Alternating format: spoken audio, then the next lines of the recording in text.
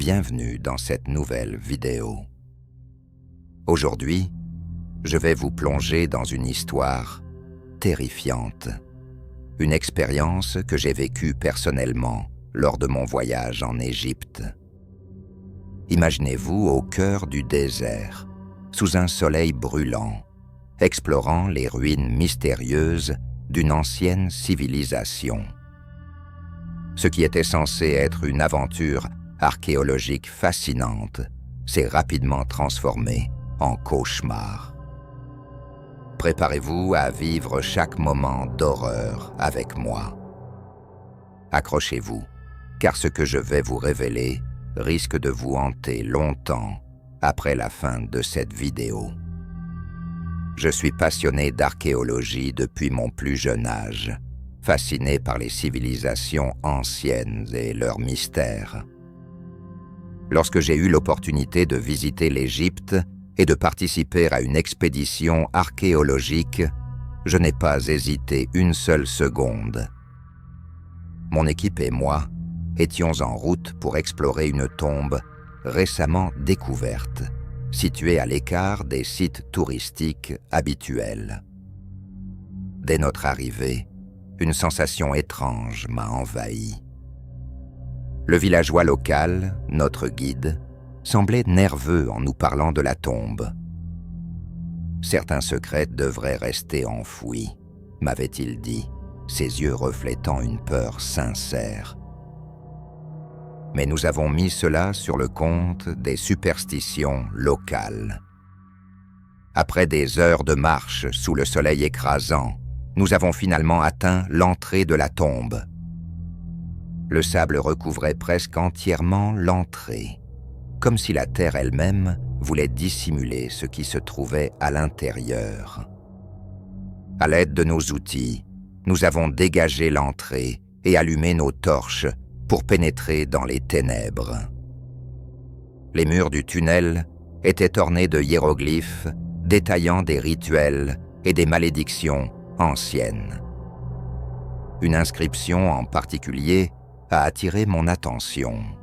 Celui qui dérangera le repos éternel trouvera la mort et la folie. Nous avons avancé prudemment, mais l'excitation de la découverte nous poussait à continuer.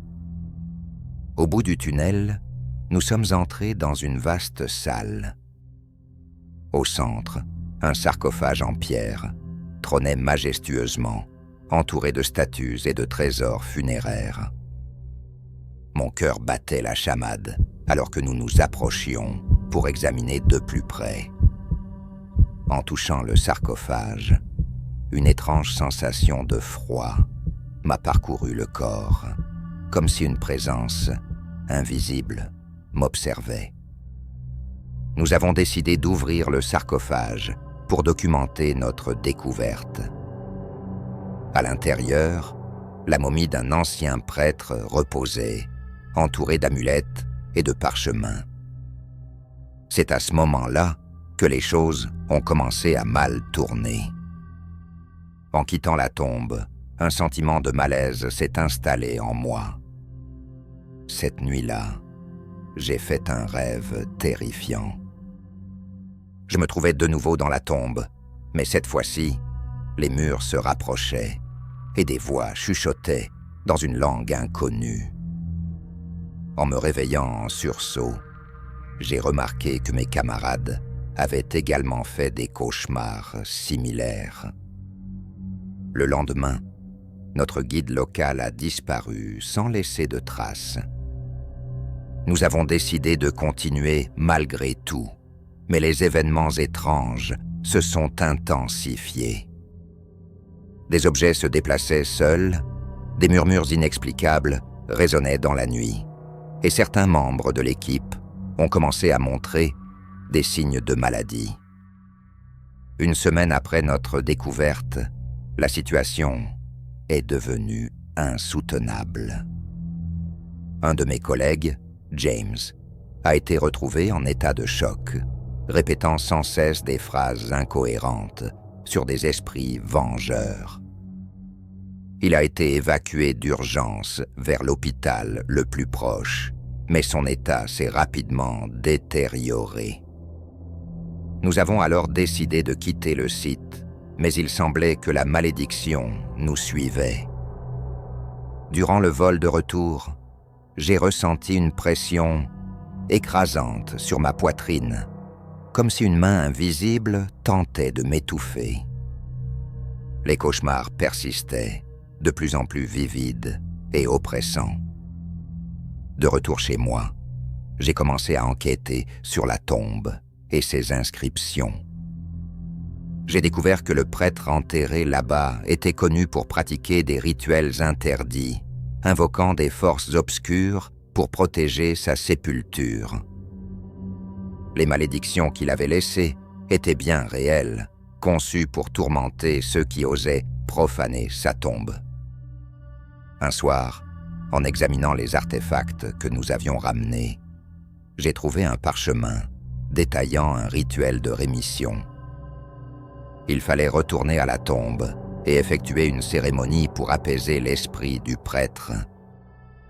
Le seul problème, je devais y retourner seul.